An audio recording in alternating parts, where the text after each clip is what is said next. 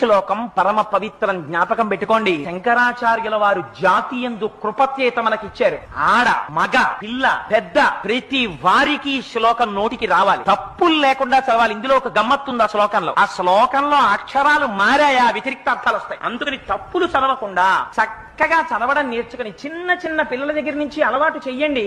స్నానం చెయ్యగానే ఒక్కసారి అమ్మవారి దగ్గరికి వెళ్ళి ఆ కట్టుకున్న తువ్వాలతోటో అందులో బాలవ భక్తికి అమ్మవారు పొంగిపోతుంది. కూర్చుని అమ్మా చరజ్యోత్స్న సుక్తాం శశయుత జటాజూటమకుటాం వరత్రా సత్రాన స్ఫటిక ఘుటికా పుస్తకరాం సకృన్నత్వా నత్వా కథమివ సతాం సన్నిదదతే మధుక్షీరద్రాక్షా మధురి మధురీణా ఫణితయః అని రోజు అది చదవడం నేర్పండి. మీరు 1,00,00,000 రూపాయలు ఇచ్చినప్పుడు మీ మనవడిని రక్షించుకున్న కన్నా ఈ ఒక్క శ్లోకాన్ని మీ మనవడికి మీరు నేర్పారా, వాడి జీవితాన్ని